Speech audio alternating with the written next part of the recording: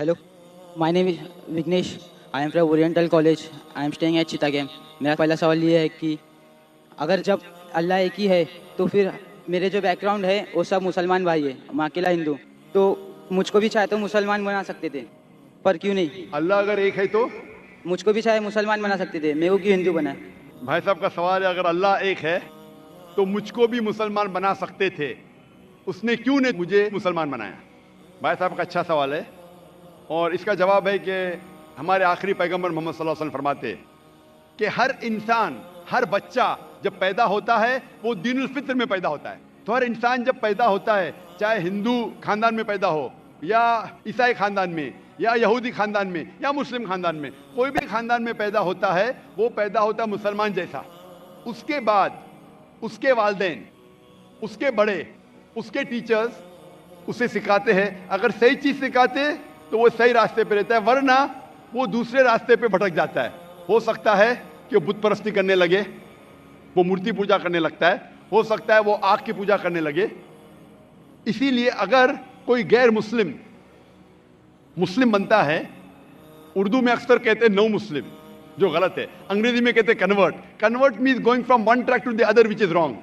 सही लफ्ज है लौटा हुआ मुस्लिम, क्योंकि हर इंसान पैदा होता है मुस्लिम जैसा, फिर उसके वालिदैन, उसके बड़े के जरिए से वो गलत ट्रैक पे जाता है, और जब सही ट्रैक पे आ जाता है वापस, सही लफ्ज है लौटा हुआ मुस्लिम, अंग्रेजी में कहेंगे रिवर्ट।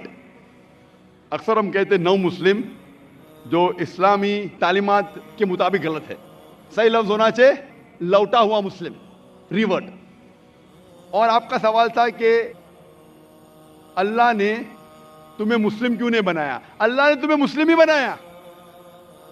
हो सकता है कि बचपन में आपके बड़े, आपके वालिदैन, आपके टीचर आपको सही रास्ता नहीं दिखा सके और आप गलत रास्ते पे गए, लेकिन इसके बावजूद आप अल्लाह को दोषी नहीं ठहरा सकते। आप ये पूछ सकते कि अल्लाह ने क्यों मुझे हिंदू खानदान में पैदा किया?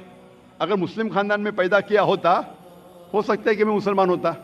अल्लाह ताला फरमाते हैं कुरान मजीद में कि अल्लाह अगर चाहे तो सारे इंसानों को मुसलमान बना सकता है, लेकिन फिर टेस्ट क्या है? अगर टीचर चाहे तो सारे स्टूडेंट को पास कर सकता है, लेकिन टेस्ट क्या है? टेस्ट वो होता है कि टीचर सही तालीम देने के बाद इम्तिहान लेता है, जो आदमी सही जवाब देता है वो पास होता है, जो गलत देता है फेल होता है। अल्लाह ताला ने सारे इंसानों को अपना आखिरी पैगाम दे चुका है कुरान मजीद। उसके बाद अगर इंसान उस पर अमल करते तो पास होते, अमल नहीं करते तो फेल होते। और अगर आप अल्लाह से कंप्लेन करेंगे कि क्यों मुझे हिंदू खानदान में पैदा किया, तो अल्लाह ताला फरमाते कि आप किधर भी पैदा हो, चाहे मुसलमान खानदान में या हिंदू खानदान में, ये कहना कि हर इंसान जो मुस्लिम खानदान में पैदा होता है जन्नत में जाएगा, बिल्कुल गलत है। सिर्फ मुसलमान खानदान में पैदा होने के बाद और मुस्लिम नाम रखने से इंसान जन्नत में नहीं जाता है। जन्नत में जाने के लिए एक अल्लाह में मानने के अलावा, अल्लाह के रसूल में मानने के अलावा उनके अहकामात पे अमल करना चाहिए। हर मुस्लिम अमल तो नहीं करता है, तो हर इंसान जो मुस्लिम खानदान में पैदा होता है वो जन्नत में नहीं जाएगा। लेकिन अल्लाह ताला ये फरमाते हैं कि हर इंसान को, सूरह फुसिलत में सूरह नंबर 41 आयत नंबर 53 अल्लाह ताला फरमाते सनूरीम आयातिना फिल आफाकी व फी अनफुसिहिम हत्ता यतबय्यना अन्नहु हक, कि बहुत जल्दी हम आपको अपनी निशानियां दिखाएंगे। अल्लाह ताला फरमा रहे इंसानों से कि जल्द हम आपको हमारी निशानियां दिखाएंगे होराइजन्स में, ताकि आप पे वाज़े हो जाए क्या हक है, क्या अल्लाह एक है, अल्लाह के अलावा कोई माबूद नहीं है। लेकिन हक जाहिर होने के बाद हर इंसान उस पर अमल करना ज़रूरी नहीं। वो इंसान सोच सकता है कि अगर मैं इस्लाम कबूल करूं तो हो सकता है कि मेरे दोस्त मुझे छोड़ देंगे, हो सकता है कि मेरे वालिदैन मुझे जायदाद से बेदखल कर देंगे, हो सकता है कि मुझे मेरे तिजारत में नुकसान हो। तो ये सब चीज़ें इंसान को बहुत बार भटकाती है और हक कबूल करने से रोकती है। लेकिन आखिरत के दिन पर आप ये अल्लाह से कंप्लेन नहीं कर सकेंगे कि मुझे किसी ने भी इस्लाम के बारे में नहीं कहा।